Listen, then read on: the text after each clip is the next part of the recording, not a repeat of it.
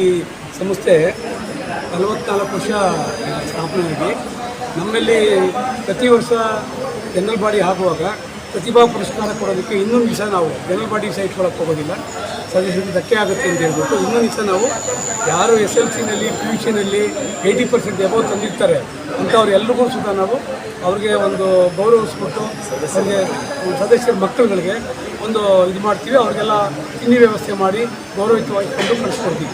ತದನಂತರ ನೆಕ್ಸ್ಟ್ ಇವತ್ತು general body meeting ಇದೆ.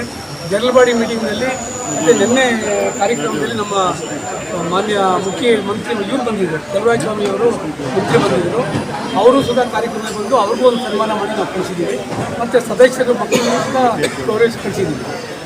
ಸೊ ಇಷ್ಟಾಗಿ ಇವತ್ತಿನ ಜನರಲ್ ಬಾಡಿನಲ್ಲಿ ನಾವು ನಾರ್ಮಲಾಗಿ ಏನು ನಮ್ಮ ಸಂಸ್ಥೆ ದಿನಚರಿ ಏನು ನಡೀತಾ ಇದೆಯೋ ಪ್ರತಿ ವರ್ಷ ನಡೀತಾ ಇರೋ ಹಾಗೆ ಜನರಲ್ ಬಾಡಿ ಮಾಡಿದ್ದೀವಿ.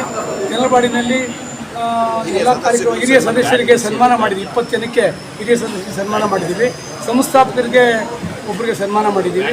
ಹಿಂಗೇಗೌಡರು ಅಂತ ಹೇಳ್ಬಿಟ್ಟು ಅವರು ಪಾಪಣ್ಣ ಅಂತ ಇಬ್ಬರಿಗೆ ಸನ್ಮಾನ ಮಾಡಿದ್ವಿ ಪ್ರತಿ ಸಂಸ್ಥಾಪಕರಲ್ಲಿ.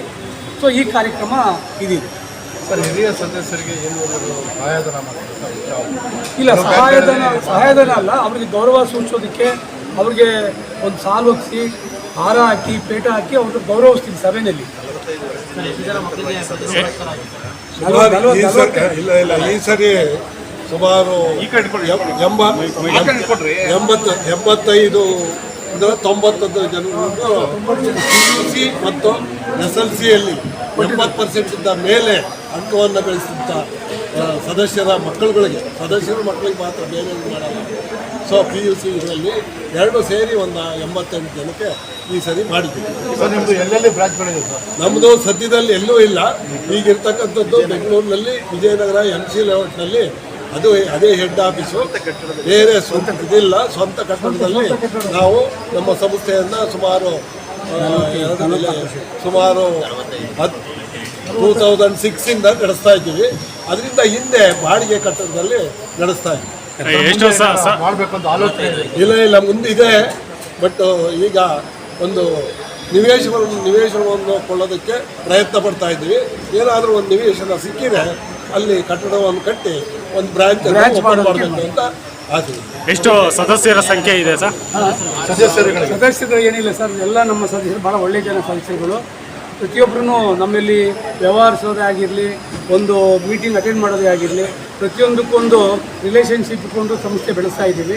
ಒಂದು ಇತಿಮಿತಿ ಒಳಗೆ ಹಾಸಿಗೆ ಇದ್ದಷ್ಟರಲ್ಲಿ ನಾವು ಕೆಲಸ ಮಾಡ್ಕೊಂಡು ಹೋಗ್ತಾ ಇದ್ದೀವಿ.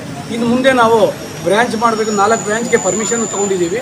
ಸೊ ಜಾಗ ನೋಡಿಕೊಂಡು 4 ಭಾಗ ಮಾಡಿಕೊಂಡು ಈ ಹೆಡ್ ಆಫೀಸಲ್ಲಿ ಇಟ್ಕೊಂಡು 4 ಕಡೆ ಮಾಡಬೇಕು ಅನ್ನೋ ಐಡಿಯಾ ಇದೆ. ಹಣ ಸಂಗ್ರಹ ಆದಂಗೆ ಮುಂದೆ ಆ ಕಾರ್ಯಕ್ರಮ ನಾವು ಮಾಡ್ತೀವಿ. ಸರ್, ಡೆಪಾಸಿಟ್ ಮಾಡಿದವ್ರಿಗೆ FD ಎಷ್ಟು?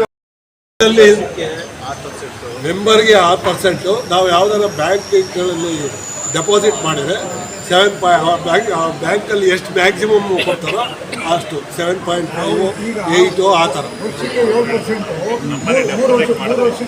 ನಮ್ಮಲ್ಲಿ ಡೆಪಾಸಿಟ್ ಮಾಡಿದರೆ ಹಿರಿಯ ನಾಗರಿಕರಿಗೆ 8.5 ಕೊಡ್ತೀವಿ. ನಾರ್ಮಲ್ಗೆ 7% ಕೊಡ್ತೀವಿ.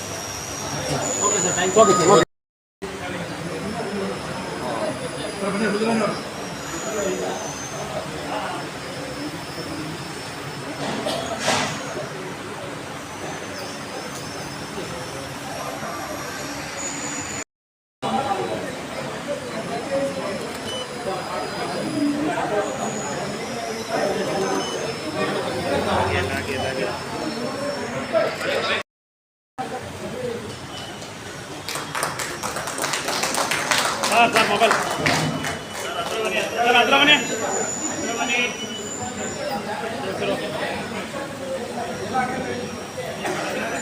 ತಗ ಅಲ್ಲಿ ತಗ